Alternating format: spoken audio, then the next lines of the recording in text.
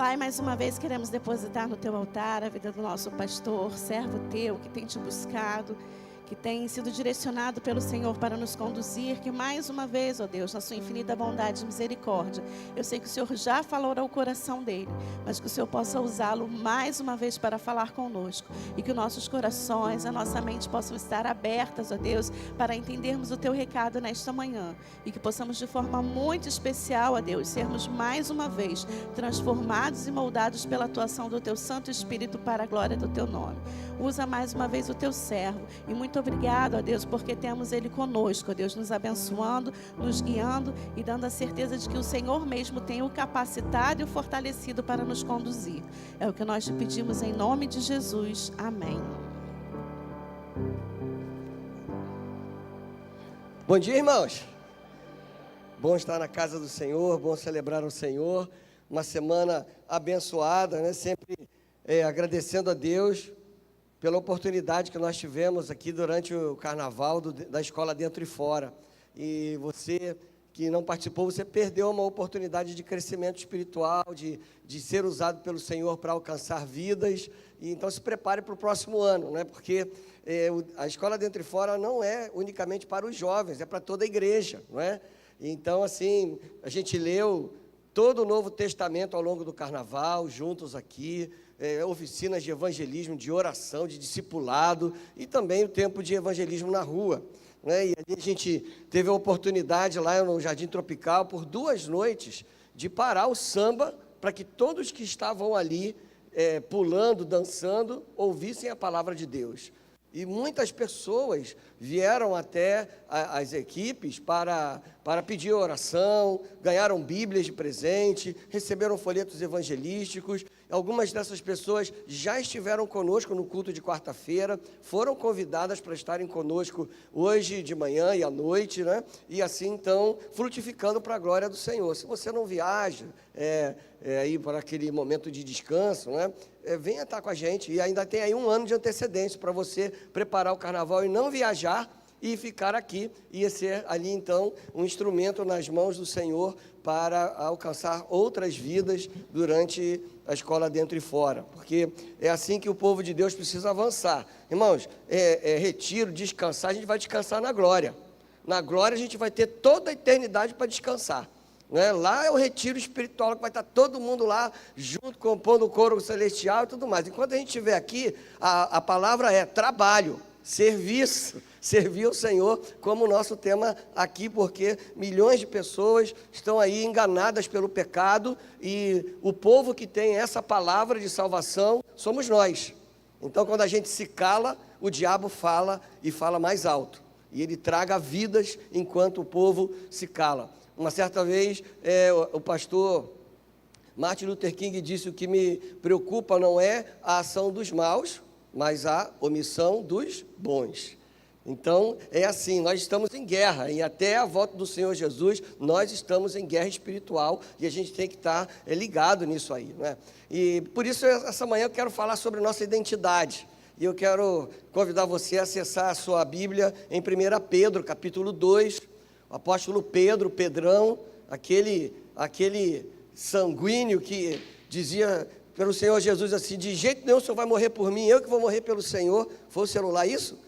Foi o celular? Ah, bom. Eu pensei assim: Jesus, acabou a tela. Aquele que disse: Senhor, não, o Senhor não morre pela gente não, a gente vai morrer pelo Senhor. Foi o primeiro a meter o pé e negar o Senhor Jesus, mas perdoado ele foi, usado pelo Senhor para liderar a igreja. E Pedro, na sua primeira carta, ele começa se apresentando àqueles a quem ele escreve a carta, exorta a santidade no final do capítulo 1 da sua primeira carta, e depois, então, nesse capítulo 2, ele passa então ali a descrever uns fundamentos e a nossa identidade. E o texto de 1 Pedro 2, a partir do 1º versículo, diz assim: esta é a palavra que lhes foi anunciada.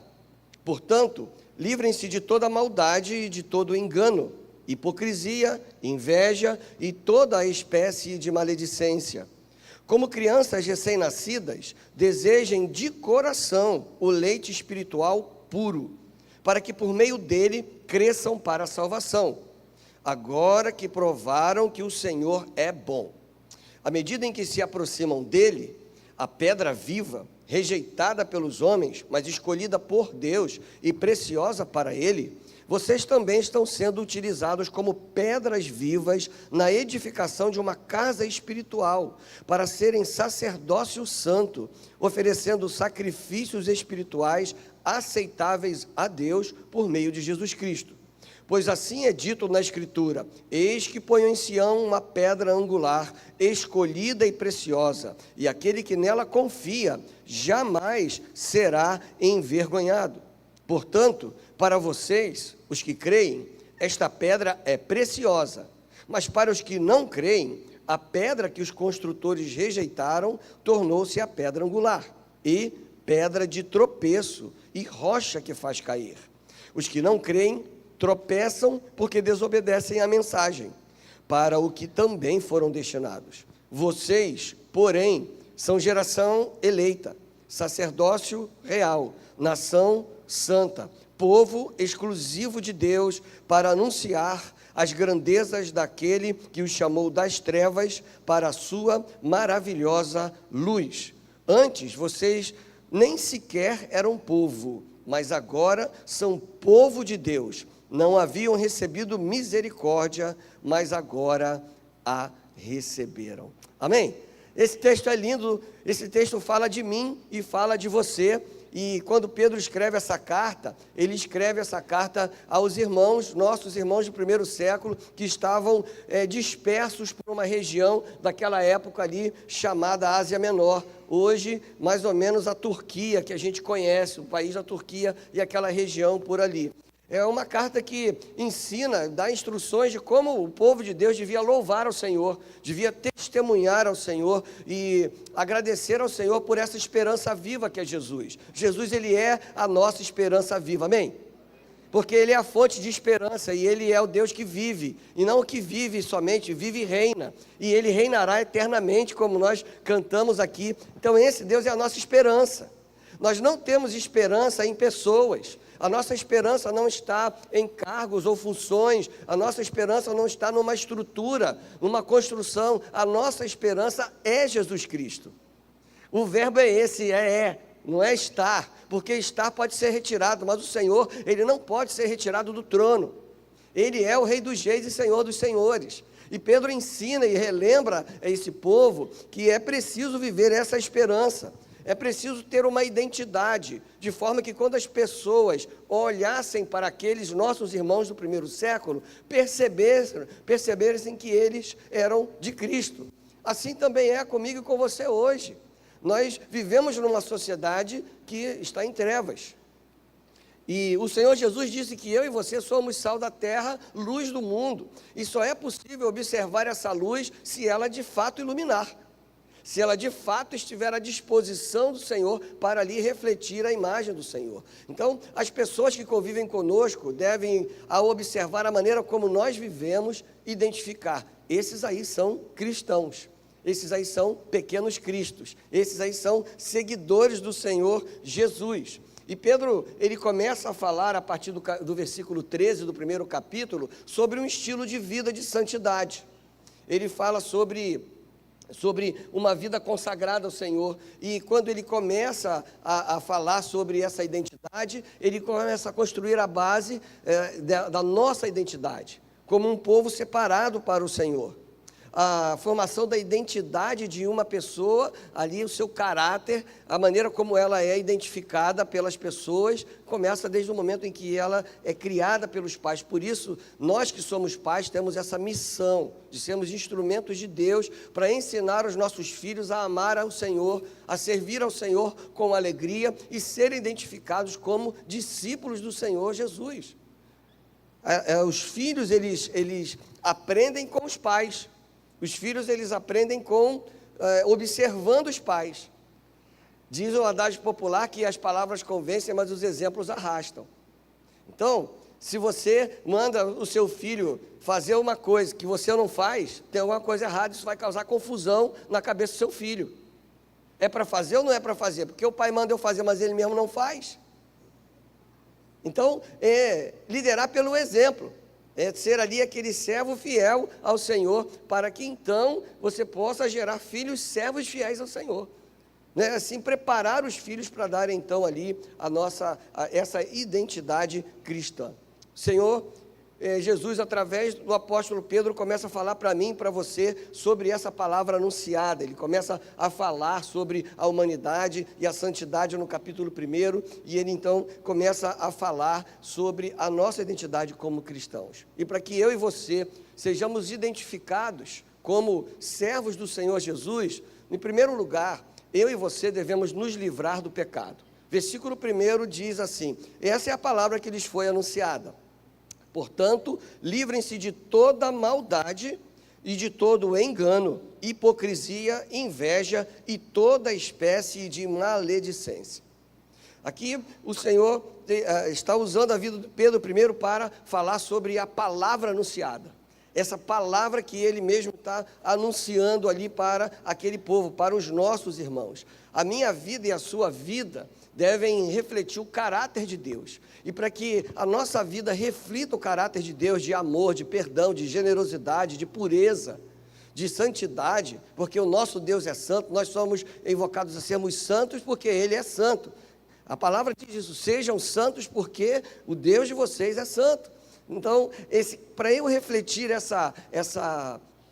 esse caráter de Deus, eu preciso viver essa palavra de Deus. A palavra de Deus, ela tem vida, a palavra de Deus, ela dá vida, e a palavra de Deus, ela alimenta a vida.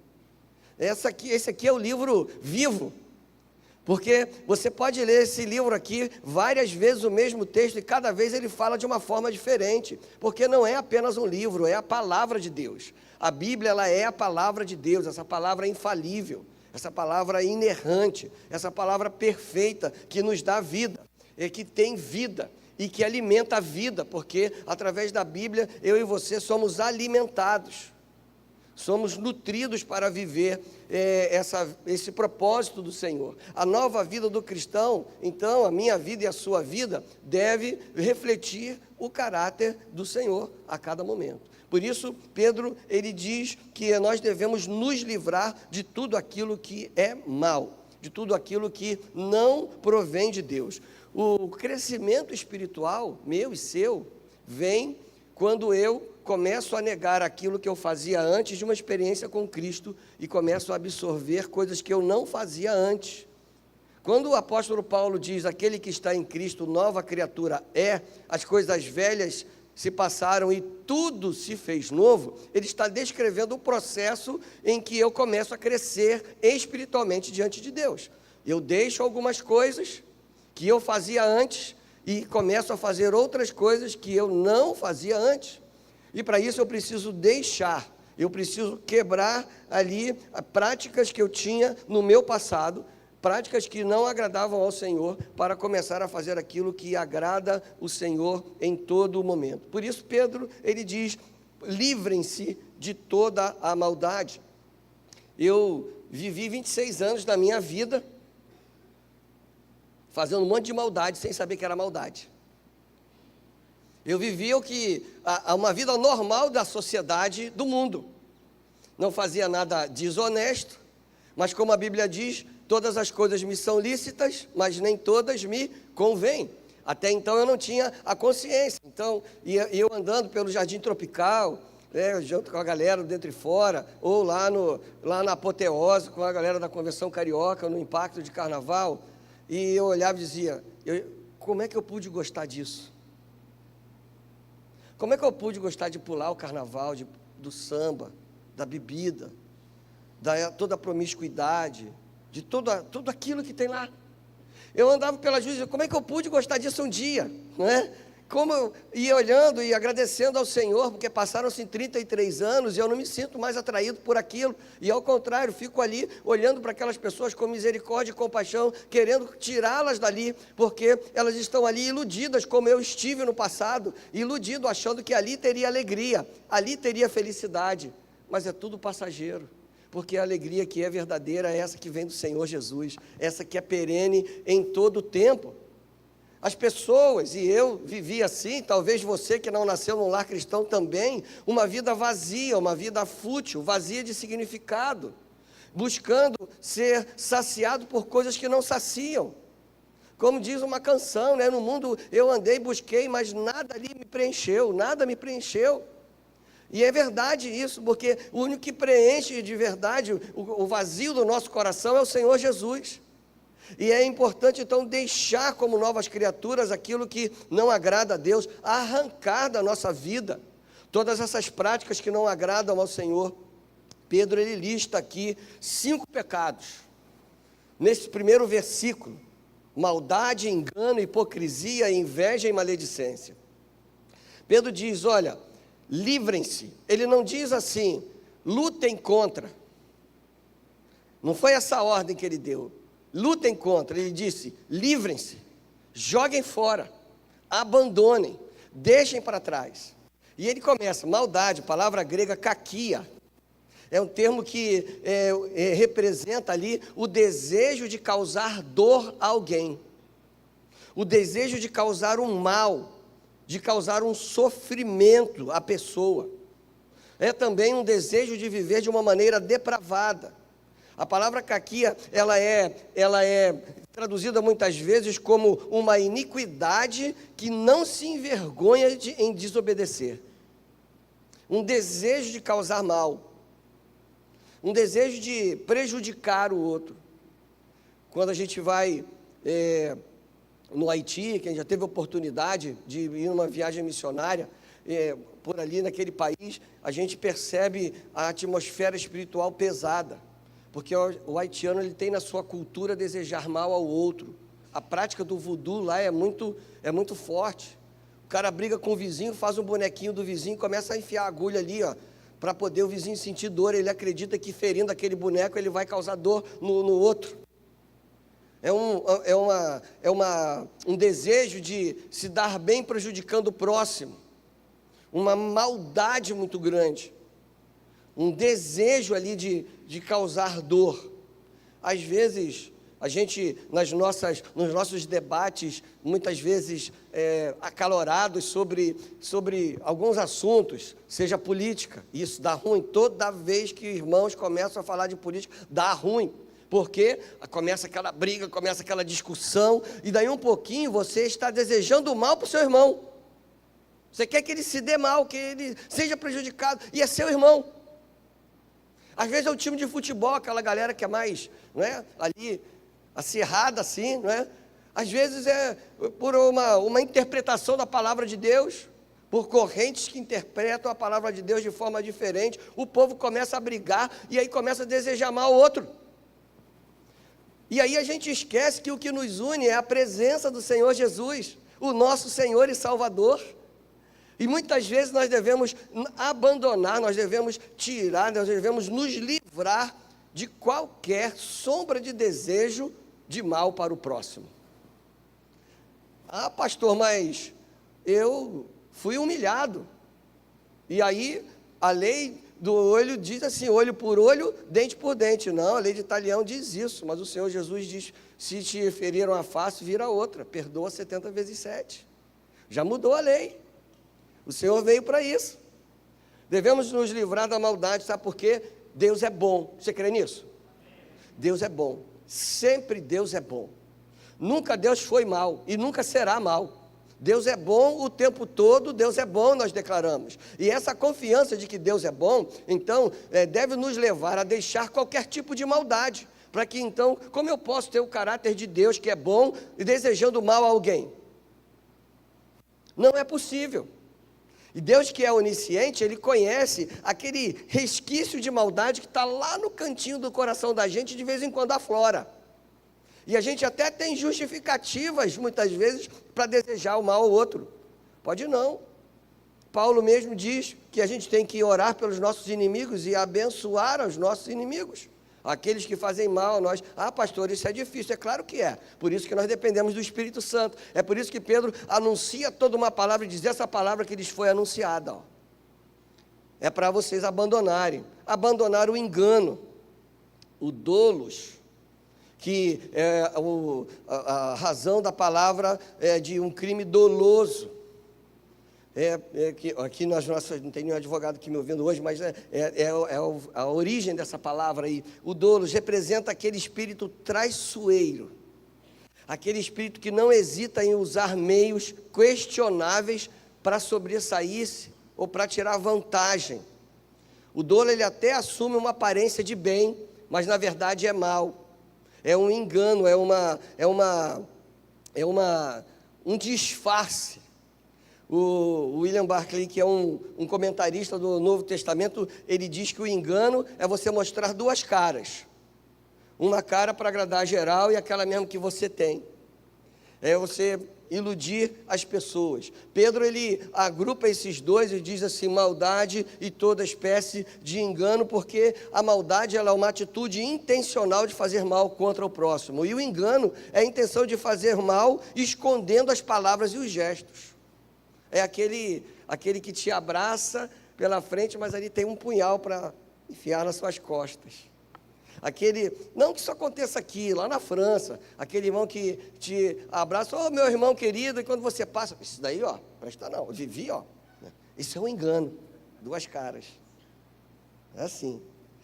Mas Pedro, ele continua, ele diz, olha, vocês também têm que se livrar de toda hipocrisia. A gente já sabe, hipocrisia vem da palavra Hipócrates, o ator, e o ator do tempo grego aqui era aquele que ele vivia uma vida que não era dele. Ele encenava ser alguém que ele não era.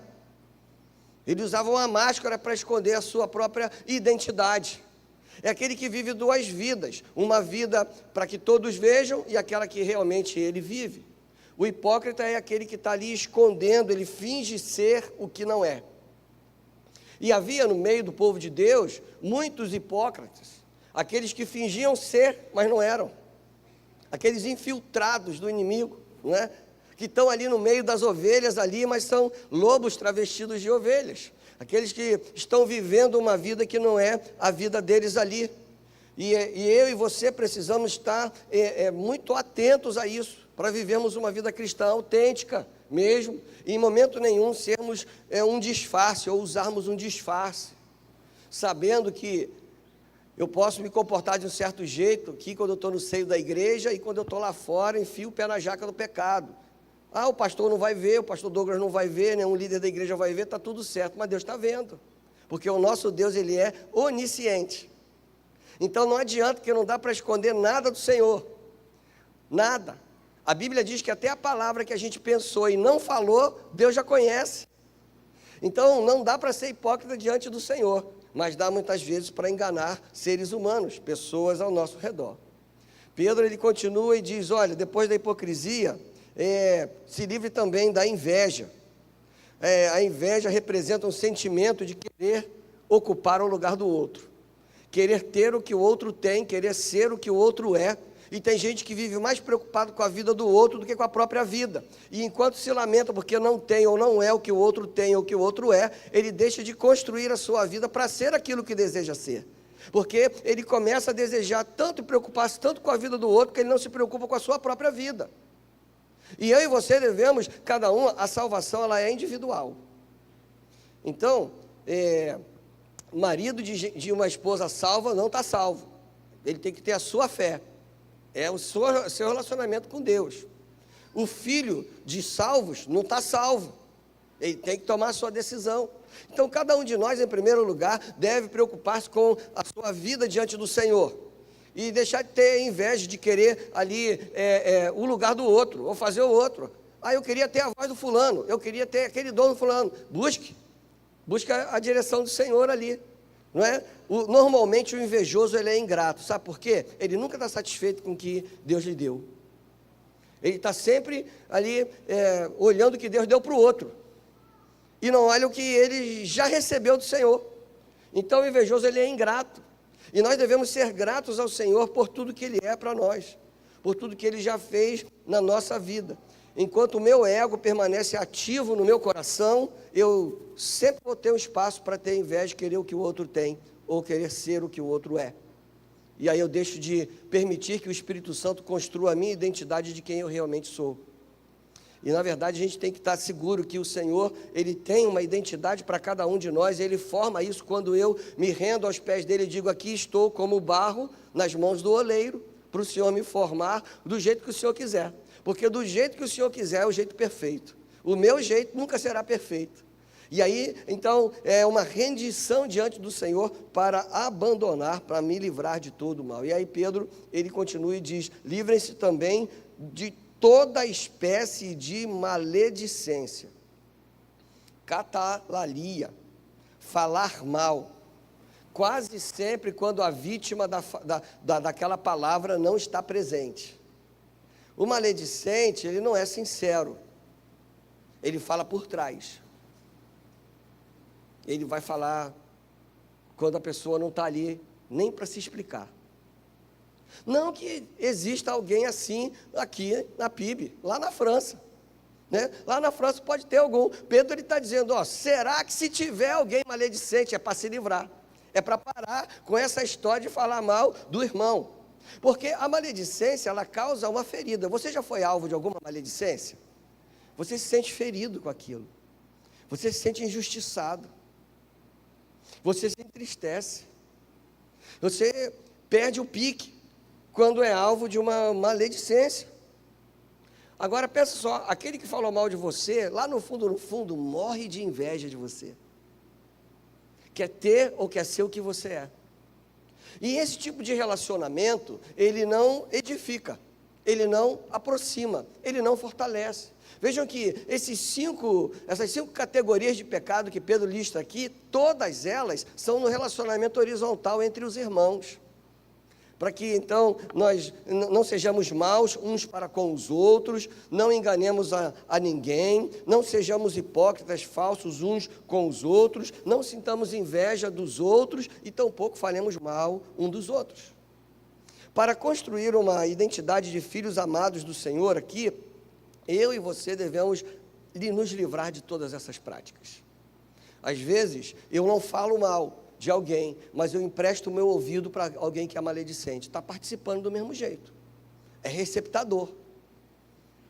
Sabe quando a galera que vai assim, nesses ferro velhos por aí, não que todos sejam, não é, assim, mas tem aqueles ferro velhos que eles vendem produtos roubados. Tu vai lá naquela feira ali, feira que tem ali perto de Areia Branca, eu não sei, mas ali de Parada de Lucas, quase tudo que está ali, Acari, quase tudo que está ali é fruto de roubo.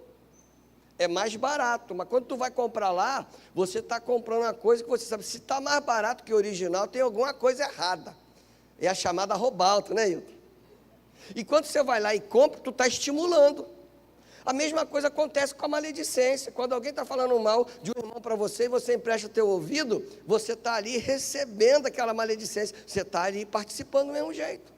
Quando alguém chegar perto de você para virar e dizer assim, pô, fulano de tal, poxa, Nelita, quando alguém falar assim, pode parar, irmão, pode parar, não quero nem ouvir o resto da frase. Você já foi lá conversar com a sua irmã? Porque a Bíblia diz, se eu tenho alguma dificuldade com o irmão, eu vou nele direto, converso com ele direto ali. E se não rolar ali uma solução, aí eu chamo um líder para estar junto para ajudar. Então é assim. O inimigo, ele fica batendo palmas quando a gente pratica uma dessas 5 categorias de pecado, porque ele diz assim, eu nem preciso fazer mais nada, eles mesmos já estão se arrebentando lá, eles mesmos já estão ali, Então, ao invés deles lutarem contra mim, eles estão lutando entre eles, e enquanto eles lutam entre eles não avançam, e aí o inimigo bate palma. Pedro está dizendo, vocês têm uma identidade, mas no primeiro passo dessa identidade, eu quero descrever para vocês o que vocês devem deixar. Vocês devem se livrar.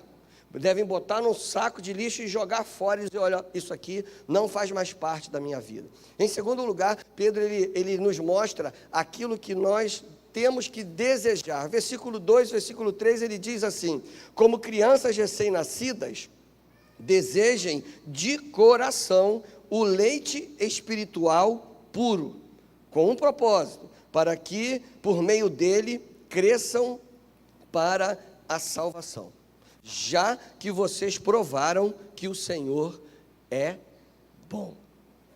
É bom, depois de Pedro apresentar o que eu tenho que abandonar, ele nos apresenta agora aquilo que eu preciso desejar.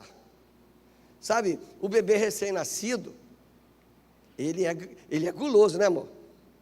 Ele é guloso. Daniel vai descobrir isso já, já. O bebê recém-nascido, ele tem um instinto, ele precisa estar com a pança cheia. Ele mama ali, não é? E quando ele não quer saber se os pais estão com sono, ele vai chorar, e enquanto o leite não chegar, seja mamadeira ou seio materno, ele não para de chorar. O bebê, ele deseja, ele anseia, é um instinto dele, o anseio pelo leite. E um leite puro, dá água só para ver, se não rejeita. Mas o leitinho, fica caladinho, rapidinho. É assim que eu e você, com relação a Deus, devemos ser. Nós devemos ansiar de tal forma nos alimentar do Senhor, dependendo de tudo isso para viver. Assim como o recém-nascido, para viver no seu instinto natural, ele busca alimentação. Eu e você, como filhos amados de Deus, para viver, para ter uma vida espiritual abundante, viva, nós devemos ansiar por esse leite espiritual ali, puro, sem contaminação nenhuma. Esse deve ser o desejo do nosso coração, dependendo completamente do leite espiritual puro. E aí o leite espiritual puro, sem contaminação, a Bíblia, palavra de Deus. Pedro está dizendo para a galera assim, nossos irmãos do primeiro século, vocês precisam ter esse leite espiritual puro. Esse leite puro, traduzido dessa maneira como leite espiritual puro, é uma expressão. Pedro usa a seguinte expressão em grego, adolos gala logikos. E interessante que a palavra logikos vem de logos. E a palavra logos é palavra. Pedro está dizendo aqui, esse leite puro espiritual, ele vem da palavra, do logos. Quem é o logos? A palavra de João, aquele que é a palavra, estava com Deus e era Deus. Quem é esse? Jesus Cristo. Então Pedro está dizendo aqui, se alimentem diretamente daquele que é a palavra, Jesus Cristo. Uma palavra sem contaminação, um leite espiritual puro, um leite que vem exatamente do trono de Deus para a sua vida. Porque nós cremos, como povo de Deus evangélico, que não precisamos mais de um intermediário entre nós e Deus. A partir do momento que Jesus morreu naquela cruz, e o texto descreve que o véu foi rasgado de baixo a cima, de cima a baixo ali, aquele véu que separava o santo dos santos, a partir do momento em que eu creio no Senhor Jesus, eu não preciso mais de um intermediário entre mim e Deus, porque eu já tenho contato direto com o Senhor. Eu não preciso ir a um sacerdote para ele orar por mim diante do Senhor. Eu oro diante do Senhor e falo com ele, e ele fala comigo. Assim, eu não preciso mais de um tradutor do que Deus quer para a minha vida, porque Deus fala diretamente comigo. Assim eu posso me alimentar da palavra que é Jesus Cristo diretamente, sem nenhuma contaminação. Pedro está dizendo que eu e você precisamos aí desse contato com o Senhor. E aqui ele usa esse termo para leite espiritual, porque no versículo 24 e 25 do capítulo 1, ele diz assim: pois toda a humanidade é como a relva, e toda a sua glória como a flor da relva. A relva murcha e cai a sua flor, mas a palavra do Senhor permanece para sempre. E vejam que o texto bíblico está todo conectado. Então Pedro, quando ele diz aqui, para que os nossos irmãos e para que eu e você nos alimentemos então desse leite puro espiritual, ele está falando daquela palavra que ele tinha acabado de dizer, ela permanece para sempre. É esse leite puro espiritual, é buscar a intimidade com o Senhor através da leitura da Bíblia, através de uma vida de oração, para que eu então e você ansiemos ser alimentados pelo próprio Deus. O Deus que Ele nunca encolhe a sua mão, mas estende a sua mão sobre nós para viver uma vida, então, segundo a sua vontade.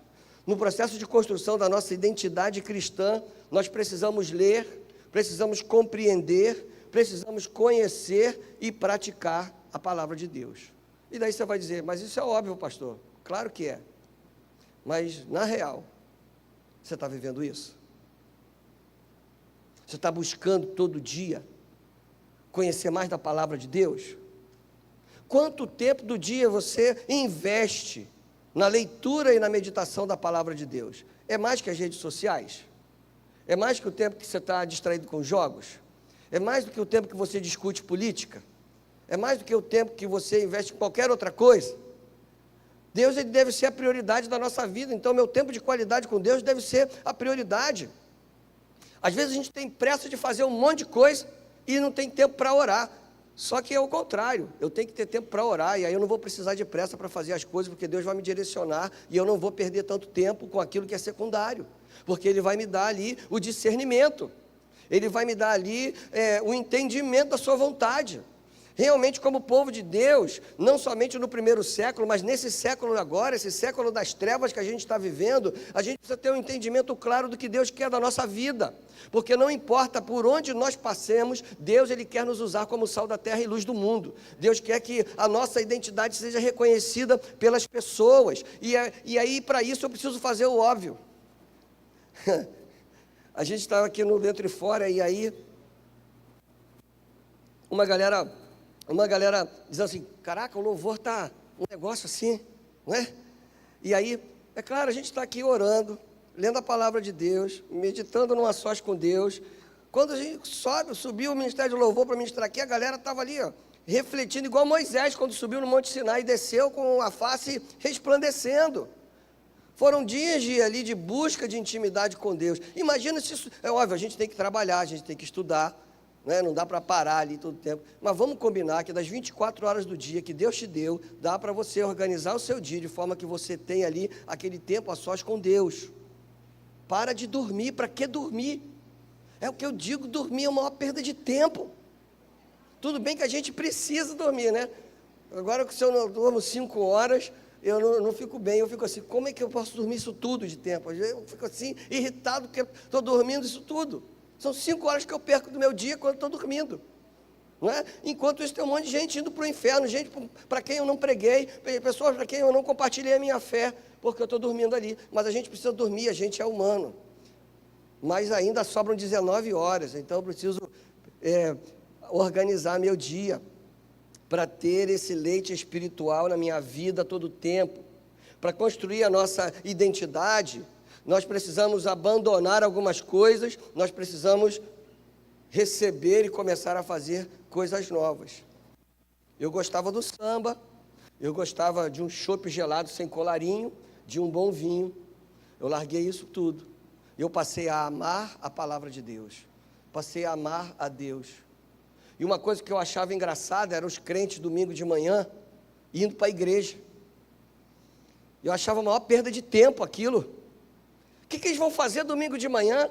Eu sempre gostei de corrida de Fórmula 1, então eu já deixava no canal de televisão ali para assistir a corrida. Enquanto isso eu lavava o carro, passava cera no carro todo, passava aquela parada no pneu assim, para o pneu ficar parecendo novinho, mesmo que tivesse desgastado, né? Então os crentes passando para a igreja, eu dizia assim, que desperdício de tempo, tanta coisa boa para fazer, um churrasquinho, uma corrida, né? De Fórmula 1, uma coisa assim. Há 33 anos eu não sinto outro prazer que não seja correr para a casa do Senhor domingo de manhã e estar aqui. E não porque eu seja alguma coisa, mas porque o Espírito Santo de Deus me transformou e me deu um novo prazer. Ele me ensinou a abandonar algumas coisas e a precisar de outras. E precisar especialmente dele em todo momento. De ter um relacionamento com Ele, porque quando Pedro diz, olha, vocês precisam se alimentar desse leite espiritual puro, dessa palavra pura, tem um propósito, para que vocês cresçam e cresçam por meio desse leite espiritual, de Jesus Cristo puro para a salvação, porque quanto mais íntimo eu sou do Senhor, mais parecido com Ele eu sou transformado. Quanto mais intimidade eu tenho com o Senhor, mais fortalecido eu sou por Ele para resistir às tentações. Quanto mais intimidade eu tenho com Deus, mais preparado para frutificar, afinal das contas, Ele é a videira, eu sou só o ramo. E Ele mesmo diz em João 15, sem mim vocês não podem fazer coisa nenhuma.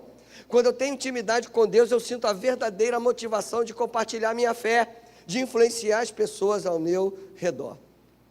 Para construir essa identidade cristã, em primeiro lugar, eu tenho que abandonar um monte de coisas. Eu tenho que absorver outras coisas. Eu preciso edificar a minha casa, em terceiro lugar, sobre um fundamento. e o fundamento é Jesus Cristo. Os versículos 4 a 8 dizem assim: à medida que se aproximam dele quem? O Senhor, que é bom.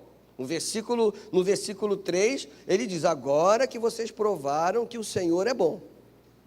E aí, já que vocês provaram que o Senhor é bom, porque receberam esse leite espiritual puro, sem contaminação, e cresceram espiritualmente, e agora entendem que Deus é bom, mesmo quando Ele faz uma coisa diferente daquilo que você quer, agora você vai se aproximar mais dEle.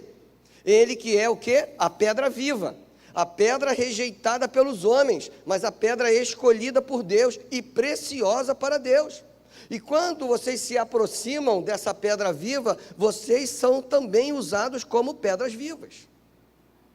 Quando a gente sai para evangelizar, nós estamos ali sendo utilizados por Deus para alcançar outras vidas. Então são pedras vivas que estão chegando, não uma lápide de morte. Pedro aqui, quando usa pedra aqui, não é uma lápide de morte ali, aquelas que a gente encontra nos cemitérios, mas uma pedra bombando de vida, fluindo vida, porque é uma pedra que é o fundamento, Jesus Cristo, que é não somente o fundamento, mas também a pedra angular. O significado de pedra angular é a referência, o ponto de partida para a construção, uma pedra fundamental. Nos tempos antigos, tinha aquela prática, quando a igreja comprava um terreno, aí fazia ali o lançamento da pedra fundamental do templo, e aí se cavava e colocava ali o quê? Uma Bíblia, e botava a Bíblia e enterrava a Bíblia como ali uma pedra fundamental, a palavra de Deus, para dizer: opa, essa igreja ela será edificada sobre a palavra de Deus. Não é que aquela Bíblia, aquele exemplar da Bíblia enterrada ali, vai surtir alguma coisa, mas é o simbolismo de dizer a palavra de Deus. Porque a minha vida e a sua vida devem ser edificadas pela palavra de Deus, pelo agir de Deus. Pedro, ele começa a dizer: olha, tem um fundamento e tem uma referência. E esse é o fundamento e essa é a referência, Jesus Cristo, a pedra angular, o ponto de partida. O segredo do nosso crescimento espiritual e da formação da nossa identidade cristã é a nossa comunhão com Jesus. E a gente entender daquela maneira assim: isso aqui é para eu fazer? Opa, se Jesus no meu lugar fizesse isso, é. Se Jesus no meu lugar não fizesse isso, não é. Tem um folhetinho antigo, que alguns aqui conhecem, que diz assim: em seu lugar, o que faria Jesus? Em seus passos, né? Em seus passos, o que faria Jesus? Há uma reflexão: opa, Jesus falaria essas palavras? Jesus reagiria desta forma? Jesus teria essa ação? Não, então não é para eu fazer. Afinal de contas, eu tenho que refletir ali o fundamento. Ele é minha pedra angular. Ele é ali, então, a minha referência em todo momento. Ele me dá o exemplo, quando Ele se sacrifica na cruz do Calvário por mim. E o Senhor Jesus, Ele tira da sua cabeça uma coroa de espinhos cheia de sangue, para colocar na minha cabeça e na sua cabeça a coroa da salvação. Ato de amor. Ele é o nosso fundamento. Ele é a base para a nossa vida. Ele cuida de nós, Ele se importa conosco. Ele nos dá discernimento espiritual através do Espírito Santo Consolador, que Ele mesmo prometeu, dizendo: o dia que eu subir novamente e me assentar ao trono, descerá o Espírito Santo Consolador sobre vocês, para te fortalecer, para te dar discernimento. Jesus, Ele é a nossa pedra angular, a nossa referência, o nosso fundamento. Agora, para aqueles que obedecem, porque olha, Pedro, ele diz assim: para aqueles que desobedecem, esses estão fritos, vão experimentar a queda. E aí só existem dois tipos de pessoas: os que obedecem e os que desobedecem. Porque aqueles que ficam ali, no meio, na omissão, já está desobedecendo. Aí eu estou calado, não é para calar, é para anunciar. Já estou obedecendo, já estou desobedecendo. Essa pedra angular, ela é para mim e para você, então, a referência para a nossa salvação. Depois que Pedro ensina tudo isso, aí ele então faz a declaração sobre a nossa identidade, que está ali no versículo 9. Vocês são geração eleita, sacerdócio real, nação santa, povo exclusivo de Deus. Essa é a descrição da nossa identidade. Com um propósito está aí, para anunciar as grandezas daquele que os chamou das trevas para a sua maravilhosa luz. Pedro aqui, ele está citando Isaías, capítulo 43, versículos 20 e 21. Quando ele começa a falar sobre essa geração eleita, ele está falando de um povo que Deus escolheu, povo que Deus formou para o seu louvor. Um povo que Deus, então, atrai para si, dizendo: você é o povo que eu formei. Eu formei esse povo para mim mesmo. Isaías 43, versículos 20 e 21 diz assim: os animais do campo me honrarão, os chacais e as corujas, porque fornecerei água no deserto e riachos no ermo, para dar de beber ao meu povo escolhido, o povo que eu formei para mim mesmo, a fim de que proclamasse o meu louvor. Assim como Deus escolheu Israel entre todas as nações para ser o seu povo, Ele escolhe pessoas das nações para formar sua igreja. Por isso, a igreja é formada por pessoas que creem de todas as naturalidades, de todos os países, de todas as nações, de todos os povos. Essa é a geração eleita. Esse povo escolhido por Deus, você e eu. Essa é a nossa identidade. Mas as pessoas, quando olham para nós, veem essa identidade. Eita, ali vai um membro do povo de Deus, ó, um servo do Senhor. Vai alguém ali, ó, com uma conduta diferente. Vai alguém ali com uma reação diferente. Vai alguém ali com um olhar diferente, com uma palavra diferente. Porque é um povo que faz parte daqueles que Deus chamou para viver, para proclamar o seu louvor. Aí Pedro diz: vocês são sacerdócio real. Não apenas os sacerdotes de um templo, mas sacerdotes que servem ao Rei dos Reis, o Senhor dos Senhores. Você não serve a mim ou ao pastor Douglas ou qualquer líder dessa igreja. Nós servimos a Jesus. É para Ele que nós fazemos. A embaixada que está bombando, glória a Deus por isso, né, Vini? É para a glória do Senhor Jesus. Mensageiras do Rei, para a glória do Senhor Jesus. A juventude, para a glória do Senhor Jesus. As mulheres, os homens, para a glória do Senhor Jesus. Se não for para a glória do Senhor Jesus, tem alguma coisa errada. Então nós vivemos como esse povo, esses sacerdotes, e nós como batistas defendemos o sacerdócio universal do crente. O que significa isso, pastor? O nome é bonito. Cada crente, um pregador da palavra de Deus. Ah, pastor, peraí, como é que eu vou pregar? Não, prega com a vida. Prega com testemunho. É assim. Não precisa subir nesse púlpito aqui, não. O seu coração já é o púlpito. A sua vida já é um púlpito. Um púlpito vivo. Pastor Billy Graham declarava dizendo o seguinte: nós somos a Bíblia que a sociedade lê. É assim. Quando nós vivemos para o Senhor Jesus, nós vivemos dessa maneira. Anunciamos o seu louvor e a sua glória, a sua bondade, a sua generosidade, com a maneira como nós vivemos. Nós servimos ao Senhor Jesus. Pedro diz: vocês são também uma nação santa, um povo separado, cidadãos de um outro reino, não de um reino terrestre. Mas a palavra que Pedro usa aqui, esse adjetivo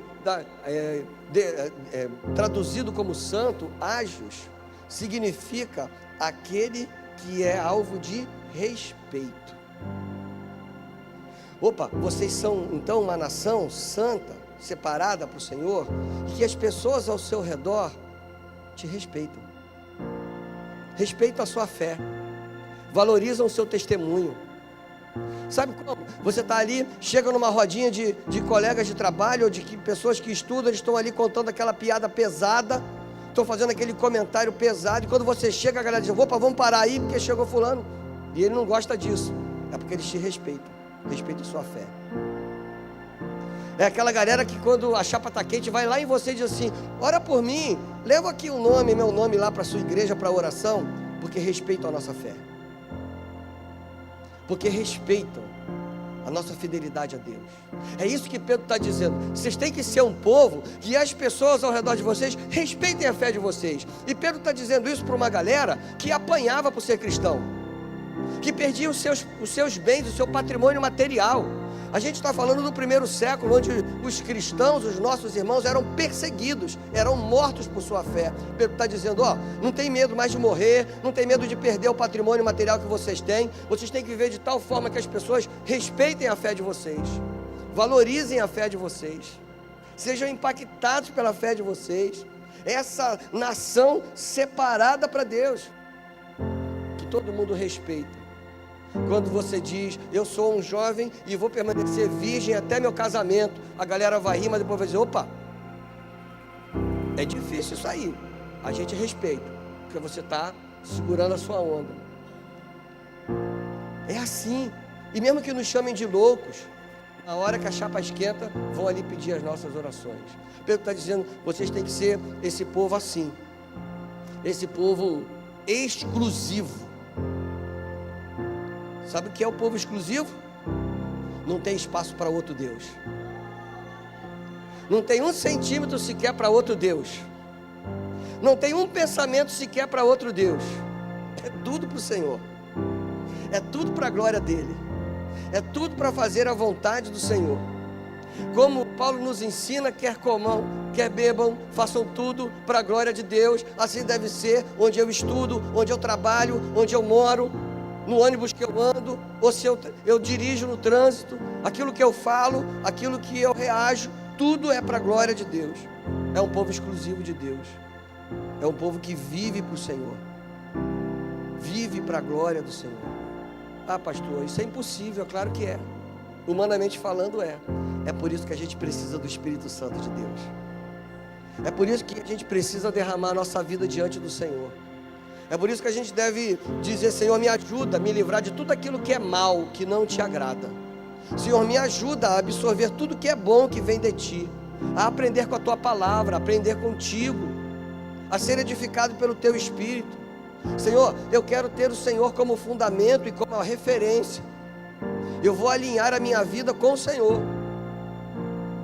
Eu lembro que quando a gente ia construir muro ou parede de casa, o pai me ensinou isso. A gente pegava, botava o primeiro tijolo num canto, botava um tijolo lá na outra ponta, esticava uma linha e depois ia botando um tijolo ao lado do outro, observando aquela linha, porque aquela linha, ela era a referência.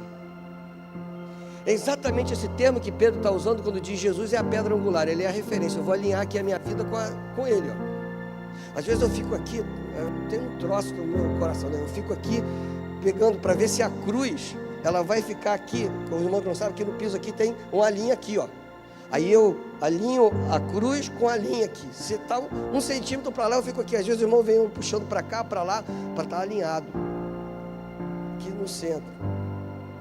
É alinhar a vida com Jesus.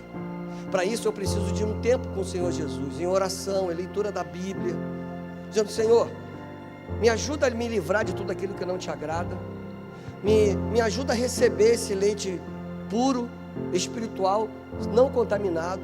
Senhor, me ajuda a te colocar como fundamento e como referência, para que eu não saia da linha, que eu não me desvie nem para a direita nem para a esquerda do teu caminho. Senhor, me ajuda a ser exclusivo teu, a ter um coração todo rendido diante do Senhor, a pensar nas coisas celestiais e a refutar todas as coisas humanas, carnais. Senhor, me ajuda, me dá força, porque eu quero ser identificado como um filho amado do Senhor. Eu quero ser identificado como alguém fiel ao Senhor. Essa é a identidade que eu e você devemos ter. Quando Deus diz que eu e você somos filhos amados, nós temos vivido assim. Nessa manhã eu quero desafiar você a colocar diante do Senhor tudo aquilo que precisa ser deixado para trás.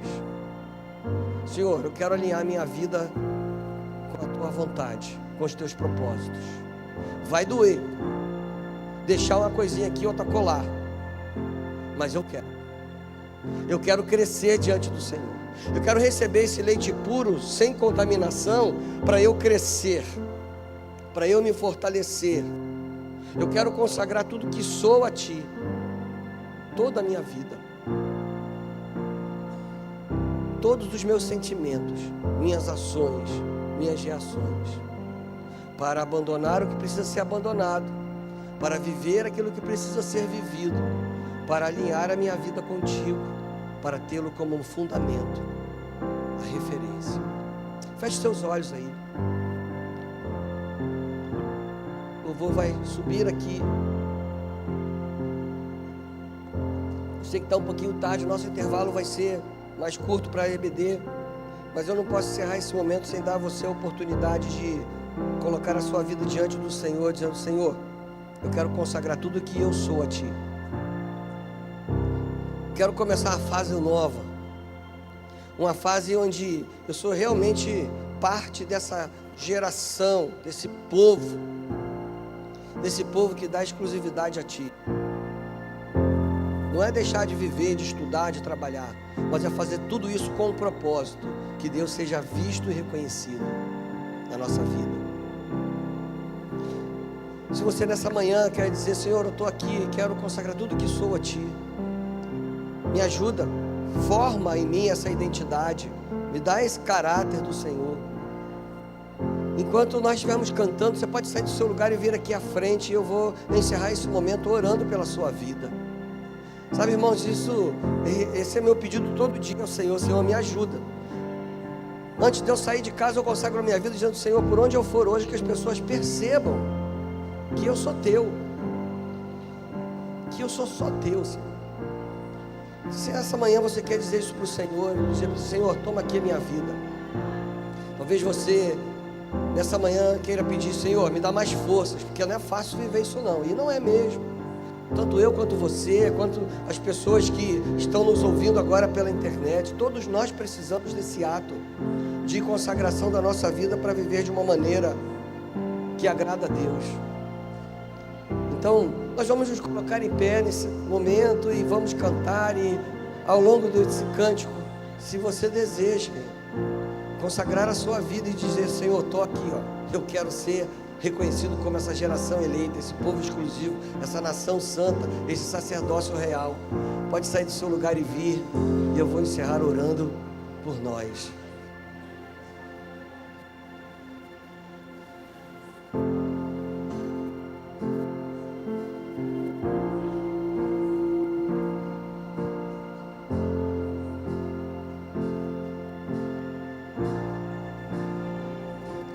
Sinto olhares, Senhor, pra dentro de mim.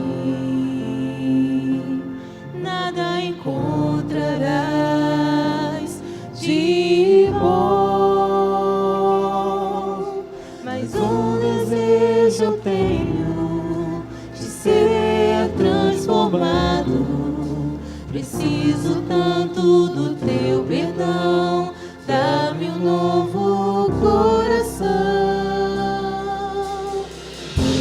Coração igual ao Teu, meu Mestre. Dá-me um coração igual ao Teu, coração disposto a obedecer, cumprir todo o Teu querer.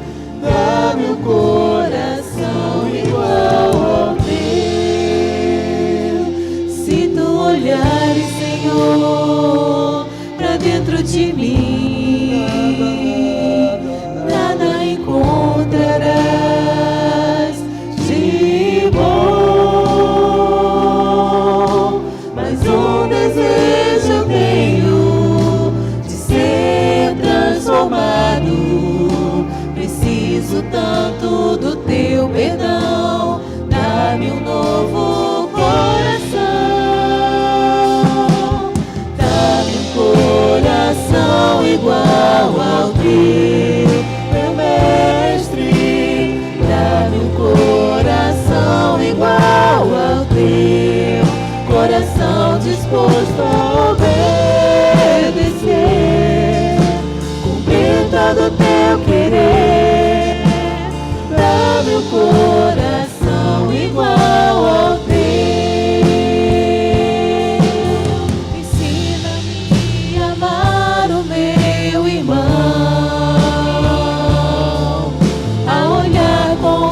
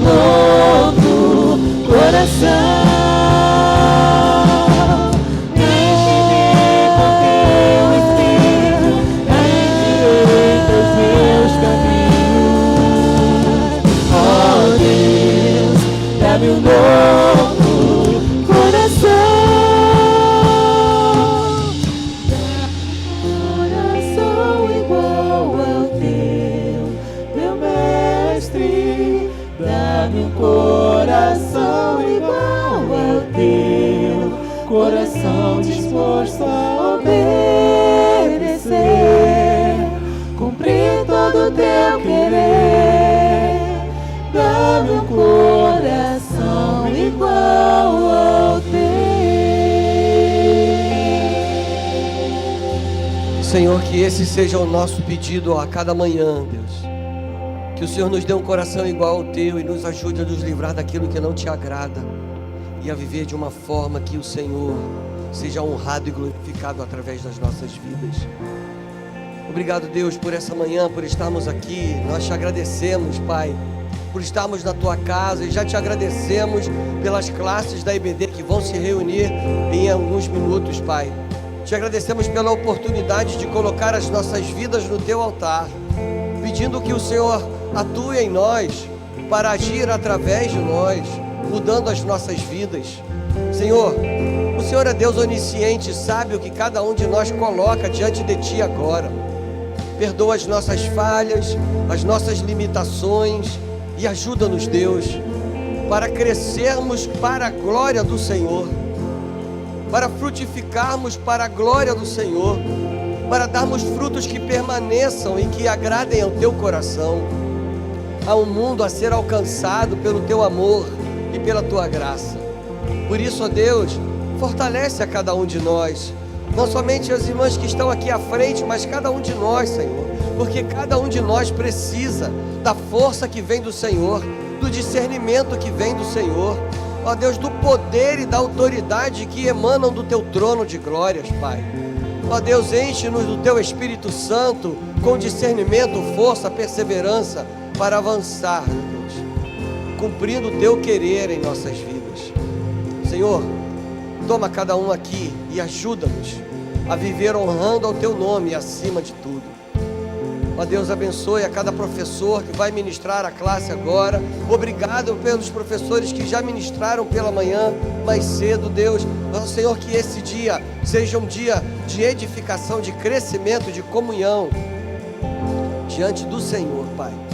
Mais uma vez colocamos a vida de toda a família da irmã Irene, pedindo pelo teu consolo para cada filho, neto, bisneto, Senhor. Toma, Deus, as nossas vidas em tuas mãos e usa-nos para a tua glória. Queremos ser essa geração eleita, essa nação santa, esse povo exclusivo do Senhor, esse sacerdócio real, para que todos percebam ao nosso redor que nós te amamos e te servimos com alegria. Cuida de nós, é o que nós te pedimos, Pai, e te agradecemos no nome que é sobre todo nome, o nome precioso, soberano, generoso, invencível de Jesus Cristo, nosso Senhor, o nosso Salvador. E agora, que o bondoso amor de Deus, o nosso Pai, que a maravilhosa graça de Jesus Cristo, o Filho, o nosso Salvador, que a comunhão, as doces consolações e o poder do Espírito Santo de Deus sejam presentes em nossas vidas, hoje e para todo sempre. Amém. Dá um abraço no seu irmão que está do seu lado. Deseje um domingo abençoado aí para o seu irmão. Teremos um intervalo muito rápido e vamos para as nossas classes da Escola Bíblica Dominical. Deus abençoe.